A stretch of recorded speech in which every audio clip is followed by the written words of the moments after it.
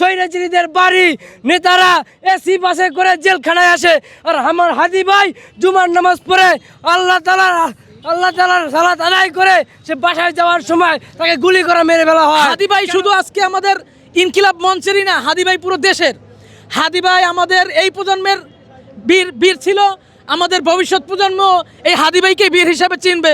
ইনশাল্লাহ হাদি ভাই আমাদের অন্তরে থাকবে। দ্রুত সম্ভব এই খুনিকে ভারত থেকে এনে জনসম্মুখে ফাঁসি দিন। শরীফ ওসমান হাদি রহমতুল্লাহ আলাই, এটা বাংলাদেশের জন্য বড় একটা সম্পদ।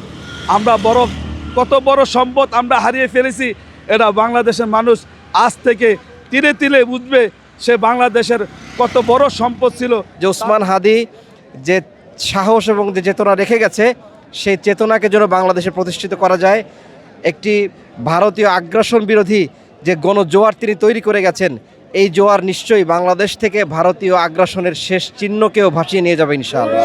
কোটি জনগণের পক্ষ থেকে তাকে বলতে চাই, তার সন্তানদের যত ভরণ পোষণ দেখভাল আপনি সরকারিভাবে দেখবেন, তার যত টাকা লাগে এর 70 গুণ বৃদ্ধি করে দেবেন, এবং ঢাকা সিটির মধ্যে তাদের 4তলা বাড়ি একটা করে দিবেন, এবং তাদের নামে জায়গায় জায়গায় বিভিন্ন হাদির নামে ট্রাস্ট করে দিবেন, এবং বিভিন্ন এতিমখানা করে দিবেন, মসজিদ করে দিবেন, এবং তাদের পরিবারবর্গদের আপনার প্রতি মাসিক ভাতা চালু করে দিবেন।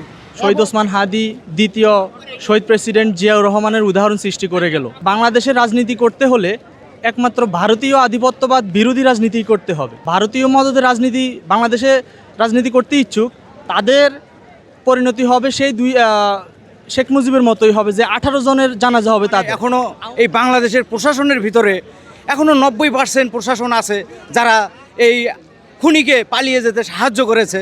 এখনও তাকে কোনো ধরার জন্য তাকে কোনো চেষ্টা করা হচ্ছে না। শহীদ ওসমান হাদি ভাই তিনি শহীদ হয়ে গেছেন, কিন্তু বাংলাদেশের জনগণের মনে তিনি চিরদিন বেঁচে থাকবেন। আমি একটি কথা বলতে চাই, এমন জীবন তুমি করিবে গঠন, মরিতে আসিবে তুমি কাঁদিবে ভুবন। আজকে লক্ষ লক্ষ জনতা ঢাকাতে এসেছে, হাদিবের জানাজা একত্রিত হয়েছে। আমরা সবাই দোয়া করি হাদিবে যেন জান্নাতবাসী হয়। আল্লাহ পাক রব্বুল আলামিন যেন হাদিবেকে শহীদ মৃত্যু দান করেন।